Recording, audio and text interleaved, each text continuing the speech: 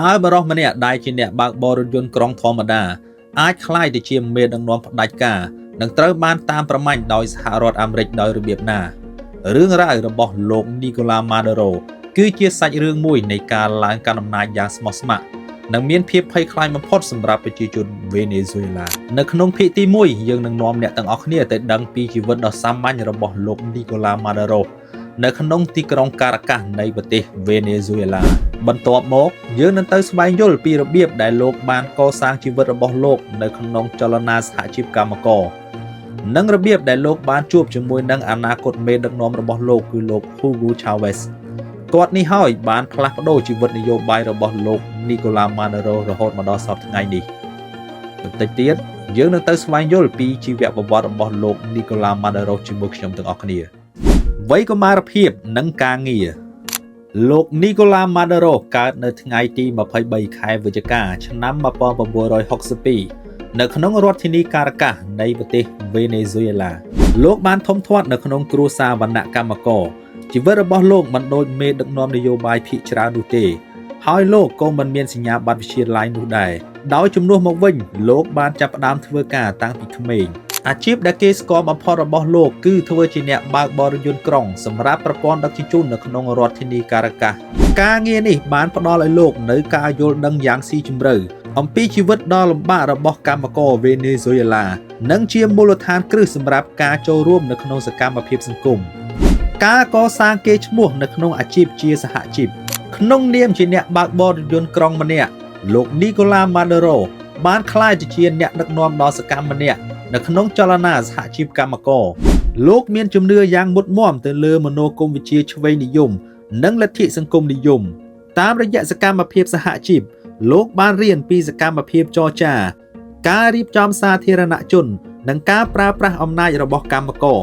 ដើម្បីជំរុញរបៀបវារៈនយោបាយរបស់លោក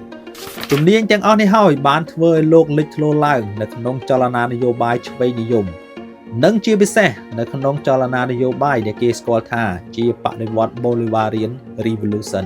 ដែលដឹកនាំដោយលោក Hugo Chavez នៅវេណេស៊ុយអេឡាដែលនៅក្នុងអំឡុងពេលនោះគេកំពុងស្វែងរកការផ្លាស់ប្ដូរពីរដ្ឋាភិបាលបែបប្រពៃណីចំណុចរបត់នឹងការជួបជាមួយនឹងលោក Hugo Chavez ចំណុចរបត់ដ៏សំខាន់របស់លោក Nicolás Maduro គឺនៅដើមទសវត្សរ៍ឆ្នាំ1990នៅពេលនោះលោកបានជួបជាមួយនឹងមេបញ្ជាការយោធាវ័យក្មេងម្នាក់ដែលមានឈ្មោះថា Hugo Chavez ដែលទើបតែបានបរាជ័យនៅក្នុងការធ្វើរដ្ឋប្រហារនៅឆ្នាំ1992បន្ទាប់មកលោក Nicolás Maduro បានក្លាយទៅជាអ្នកគាំទ្រដ៏ស្មោះស្ម័គ្រម្នាក់របស់លោក Hugo Chavez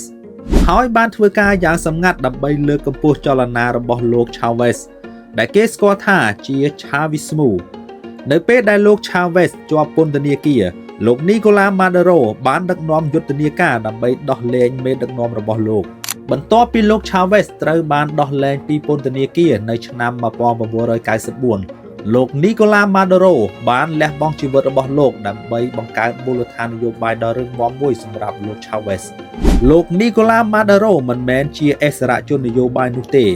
ប៉ុន្តែភាពស្មោះត្រង់ដោយគ្មានលក្ខខណ្ឌរបស់លោកបានធ្វើឲ្យលោកទទួលបានការទុកចិត្តដ៏ខ្ពស់ពីលោក Chavez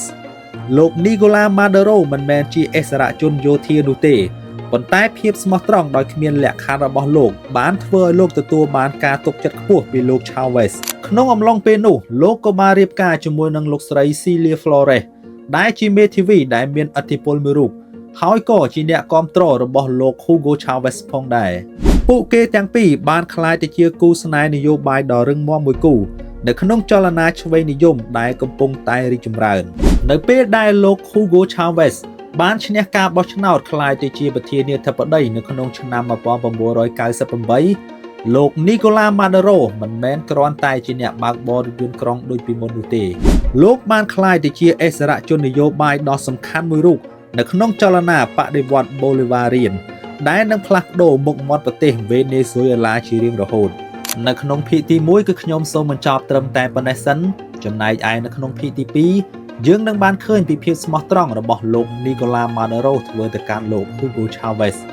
លោក Chavez នេះហើយបានដឹកនាំលោក Nicolás Maduro ឲ្យឡើងទៅកាន់តំណែងតួនាទីទៅជាតំណាងរាស្ត្រនៃសភាជាតិ